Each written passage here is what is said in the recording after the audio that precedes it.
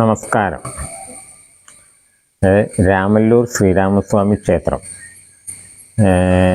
ഇതിൻ്റെ ചരിത്രം എന്ന് പറഞ്ഞു കഴിഞ്ഞാൽ ഏകദേശം ഒരു 1500 വർഷത്തോളം പഴക്കം പറയുന്നുണ്ട്.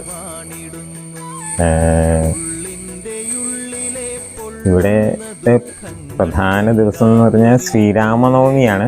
അതിനുമുമ്പ് ഈ ചിങ്ങമാസത്തിൽ ശ്രീകൃഷ്ണ ജയന്തി ആഘോഷമുണ്ട്. പിന്നെ നവരാത്രിയുടെ പിന്നെ വിദ്യാരംഭത്തിന് പൂജാ പുസ്തകം വയ്പ്പ്, പിന്നെ മണ്ഡലക്കാലത്ത് 41 ദിവസം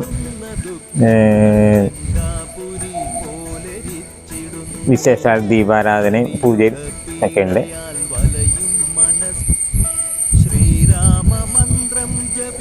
പിന്നെ മിക്കവാറും ശ്രീരാമനവമി എന്ന് പറഞ്ഞാൽ മീനമാസത്തിൽ ആയിരിക്കും വരുന്നത്.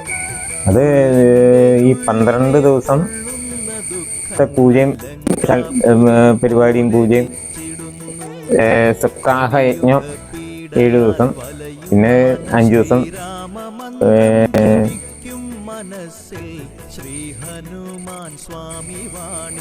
ഉത്സവ പരിപാടികളും, നവമിയുടെ അന്ന് കലശാഭിഷേകം, തന്ത്രി വന്ന് പൂജയൊക്കെ ഉണ്ട്.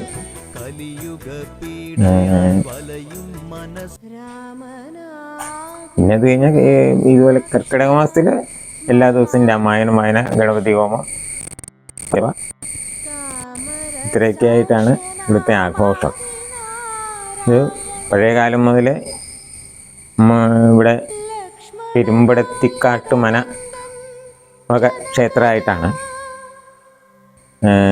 ഉത്സവത്തിനും എല്ലാവരും നാട്ടുകാരും എല്ലാവരും കൂടി സഹകരിച്ച് ഉത്സവവും ഇവിടുത്തെ കാര്യങ്ങളൊക്കെ ഭംഗിയാക്കി നടത്തി കൊണ്ടുപോകും.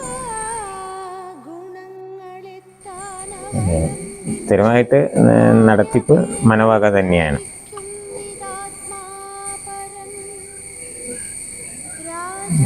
ഇത്രയാണ് ഇവിടുത്തെ പിന്നെ പ്രധാന വഴിപാടെന്ന് പറഞ്ഞാൽ ഈ എല്ലാ മാസവും തിരുവോണത്തിന് പ്രധാനമുണ്ട്. പിന്നെ പുണർന്ന നാളിലും വിശേഷ ദീപാരാധനയും നാമജപവും ഒക്കെ ആയിട്ട് അങ്ങനെയുണ്ട്.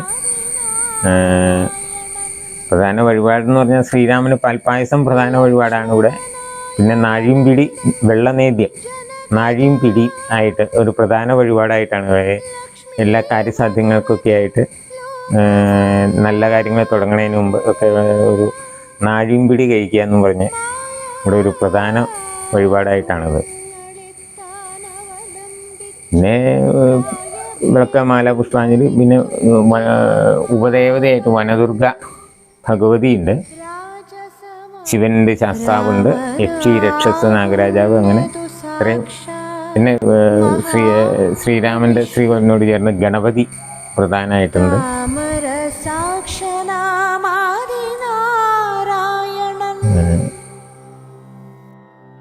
ലക്ഷ്മണനായ